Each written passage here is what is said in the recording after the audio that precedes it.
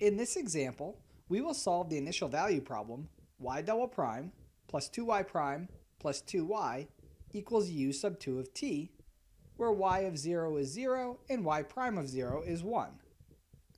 Since we have a discontinuous function, we will need to use our method of Laplace transforms. So we'll start by taking the Laplace transform of both sides to get that the Laplace transform of y double prime plus 2y prime plus 2y equals the Laplace transform of u sub 2 of t, which is e to the negative 2s over s.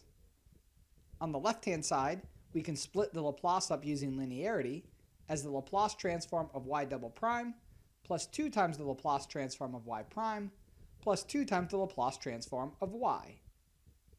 And use that the Laplace transform of y double prime is s squared times the Laplace of y minus s times y at 0, which is 0 here, minus y prime at 0, which is 1. And we can also replace the Laplace transform of y prime with s times the Laplace of y minus y at 0, which is 0 from our initial condition.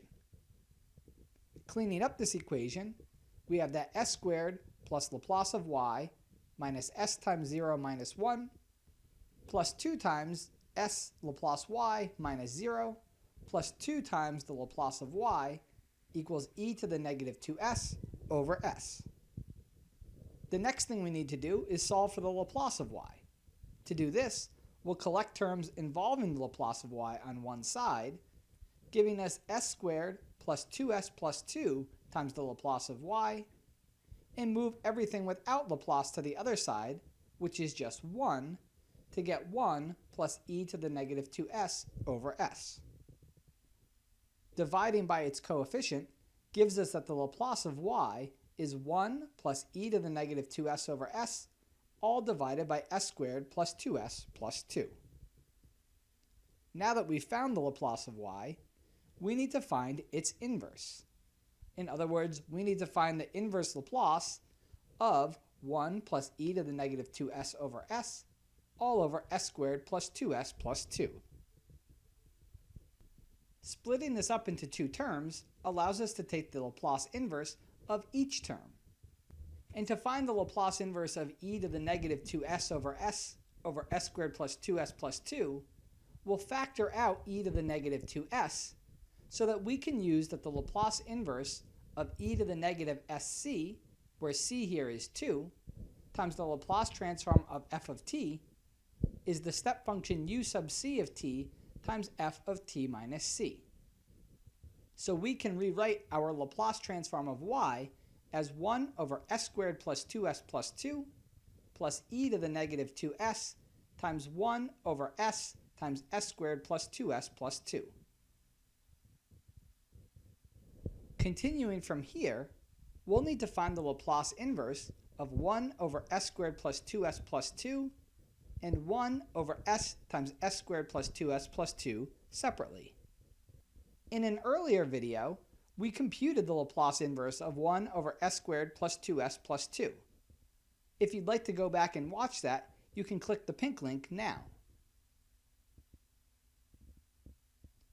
The result that we found was that the Laplace inverse of 1 over s squared plus 2s plus 2 was e to the negative t times sine of t. As we said earlier for the next term, in order to find the Laplace inverse of e to the negative 2s times 1 over s times s squared plus 2s plus 2, we need to use that the Laplace inverse of e to the negative sc times the Laplace of f is u sub c of t times f of t minus c, where the Laplace transform of f of t here is 1 over s times s squared plus 2s plus 2. So it remains to find the Laplace inverse of 1 over s times s squared plus 2s plus 2. To do this, we'll need to split it up using partial fractions. It will have the form a over s plus bs plus c over s squared plus 2s plus 2.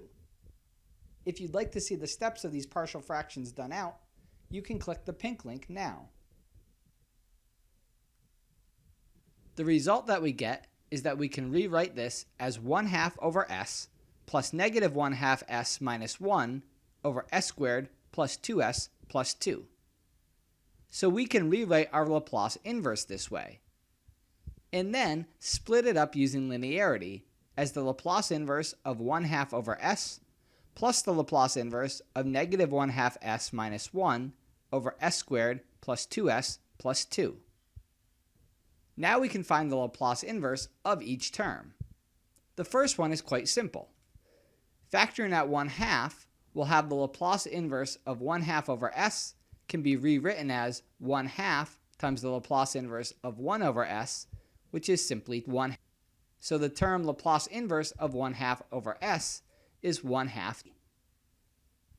Now to work with the other term, we're going to need to put it in vertex form, since we can't factor s squared plus 2s plus 2 and split that up using partial fractions. We've done this before and found that the vertex form is negative 1/2 s minus 1 over s plus 1 squared plus 1. If you'd like to see the steps of this done out, you can click the pink link to the left. Once we have this in vertex form, seeing the s plus 1 in the denominator should signal us to use the Laplace transform of e to the ct times g of t is g of s minus c, where g of s is the Laplace transform of g of t.